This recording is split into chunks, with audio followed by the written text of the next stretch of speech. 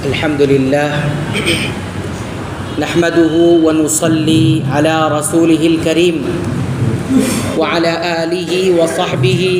ومن تبعهم بإحسان إلى يوم الدين أما بعد.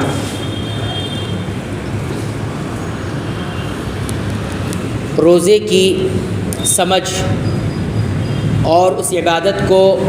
اچھی طرح سمجھ کر ادا کرنا، انجام دینا، اس سلسلے میں ہماری گفتگو جاری تھی اور ہم نے کئی ایک بات پچھلے درس میں ذکر کی ہے. آج کے درس کا عنوان ہے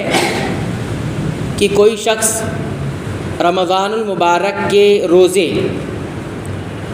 اس کو ہلکا سمجھتے ہوئے، اس کی اہمیت کو نظر انداز کرتے ہوئے اور بلا وجہ سستی اور ٹال مٹول کرتے ہوئے ان روزوں کو چھوڑ دیتا ہے، ادا نہیں کرتا، تو اس کا کیا حکم ہے؟ ایسے شخص کا کیا حکم ہے جو رمضان کے مہینے کے روزوں کو اس کی نظر انداز کرتے ہوئے اور اس کو ہلکا سمجھتے ہوئے اور سستی اور کاہلی سے چھوڑ دیتا ہے، کوئی عذر نہیں اس کے پاس، تو ایسے شخص کا کیا حکم ہے؟ شیخ ابن عثیمین رحمہ اللہ سے یہ سوال کیا گیا کہ ایسے شخص کا کیا حکم ہے؟ کیا ایسا شخص اسی طرح کافر کہلائے گا جس طرح سے نماز کو چھوڑ دینے والا، یعنی بلا وجہ نماز کی اہمیت کو نظر انداز کرتے ہوئے اور سستی اور کاہلی کرتے ہوئے نماز کو چھوڑے رکھتا ہے، نہیں پڑھتا ہے، تو جس طرح یہ نماز کو چھوڑنے والا کافر کہلاتا ہے، کیا روزہ چھوڑنے والا بھی اسی طرح کافر ہوگا؟ انہوں نے جواب دیتے ہوئے فرمایا کہ اس طرح اگر روزوں کو کوئی چھوڑتا ہے رمضان کے سستی اور کاہلی سے اور ہلکا سمجھتے ہوئے، تو اس کو وہ کافر نہیں ہوگا، کیونکہ ایسی کوئی دلیل نہیں ہے جو اس بات کو بتائے کہ ایسا شخص کافر ہو جاتا ہے اور اسلام سے نکل جاتا ہے. برخلاف نماز کے، نماز یہ الگ عبادت ہے. اگر کوئی انسان نماز کو اس کو ہلکا سمجھتے ہوئے سستی اور کاہلی سے چھوڑتا ہے تو اس کے بارے میں یہی فیصلہ ہے کہ وہ کافر ہو جاتا ہے، کیونکہ نبی کریم صلی اللہ علیہ وسلم کی حدیث، قرآن اور صحابہ کرام کے اقوال یہ بتاتے ہیں کہ نماز کا چھوڑنے والا کوئی بھی نماز ہو، ایک بھی نماز ہو، اگر اس نے سستی اور کاہلی اور اسی طرح اس کی اہمیت کو نظر انداز کرتے اور ہلکا سمجھتے ہوئے چھوڑ دیا تو ایسا شخص کفر کرتا ہے. عبداللہ بن شقیق وہ فرماتے ہیں کہ نبی کریم صلی اللہ علیہ وسلم کے جتنے صحابہ تھے وہ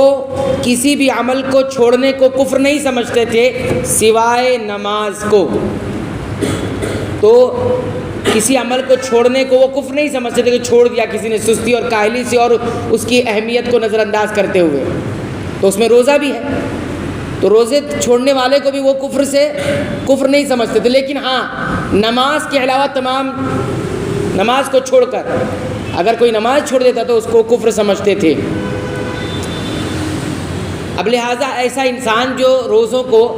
اور اگر اس کا عقیدہ ہی نہیں ہے روزہ فرض نہیں ہے، تب تو وہ اسلام سے خارج ہو جائے گا. کوئی یہ کہے گا کہ روزہ اسلام میں نہیں ہے، ضروری نہیں ہے، تب تو وہ اسلام سے خارج ہو جائے گا، اس کا عقیدہ ہی وہی ہے. لیکن یہاں مسئلہ یہ عقیدہ رکھنے کے باوجود بھی وہ روزے نہیں رکھتا ہے، اس کو ہلکا سمجھتا ہے، اس کی اہمیت کو نہیں سمجھتا اور سستی اور کاہلی بلا وجہ کی ہے، تو اس کے بارے میں یہ حکم ہے کہ وہ کافر تو نہیں ہوگا لیکن اس کو نصیحت کی جائے گی، روزے رکھنے کی تلقین کی جائے گی، اور اگر وہ انکار کرتا ہے تو اس کو سزا بھی دی جائے گی. اگر اسلامی حکومت ہے تو تعزیری سزا ہوتی ہے، وہ سزا بھی دی جائے گی یہاں تک کہ وہ روزہ رکھنے لگ جائے. اور ہوتا بھی یہی تھا اسلامی حکومت میں. ایسا کوئی انسان جس کے بارے میں معلوم ہوتا کہ روزہ نہیں رکھتا ہے تو اس کو نصیحت کی جاتی اور نصیحت قبول کر لیتا تو اچھی بات ہے، روزہ رکھنے لگتا. لیکن اگر انکار کرتا پھر بھی روزہ نہیں رکھتا تو اس کو تعزیری سزا دی جاتی تھی. تعزیری سزا کا مطلب یہ ہوتا ہے کہ حاکم جو ہوتا ہے، گورنر جو ہوتا ہے، قاضی جو ہوتا ہے، وہ ایک سزا مقرر کرتا ہے اس کے لیے. وہ اپنی ثواب دید کے مطابق ہوتا ہے، کوڑے کی سزا اس کو ہوتی ہے، اور وہ سزا مختلف الگ ہو سکتی ہے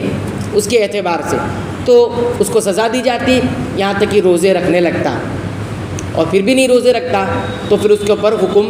لاگو ہوتا اور حد جاری کی جاتی تھی۔ تو بہرحال آج کے درس کا خلاصہ یہ ہوا کہ اگر کوئی انسان نظر انداز کرتے ہوئے اس روزوں کی اہمیت کو اور سستی اور کاہلی سے بلا کسی عذر کی روزہ چھوڑتا ہے تو ایسے شخص کو کافر تو نہیں قرار دیا جائے گا نماز کی طرح، لیکن البتہ وہ بہت بڑا فاسق کہلائے گا، بہت بڑا فسق کر رہا ہے، وہ اس کو نصیحت کی جائے گی، اور اگر قبول کر لیتا تو ٹھیک ہے، پھر بھی انکار کرے گا تعزیری سزا کے بعد تو لہذا اس کو روزہ رکھنے کی تلقین کی جائے گی۔ تو بہرحال ابھی اسلامی حکومت تو ہے نہیں کہ کوئی اس کو اس طرح کی سزا دے، البتہ نصیحت ضرور کی جائے گی، اس کو بتایا جائے گا، تلقین کی جائے گی۔ تو یہ آج کے درس کا خلاصہ تھا۔ مزید اور باتیں انشاءاللہ اگلے درس میں رمضان کے روزوں کے ارکان کیا ہے اس کا ذکر کیا جائے گا، تاکہ ہم اس عبادت کو اچھی طرح اور سمجھ لیں۔ اللہ تعالیٰ سے دعا کرتے رب العالمین تو ہمیں صحیح و سلامتی اور صحت مندی کے ساتھ رمضان کا مہینہ ہمیں عطا فرما، اور اس کے تمام حقوق کو ادا کرنے کی اور اس کے جو بھی فوائد ہے رب العالمین اس کا ہمیں حقدار اور مستحق بنا۔ آمین، تقبل یا رب العالمین۔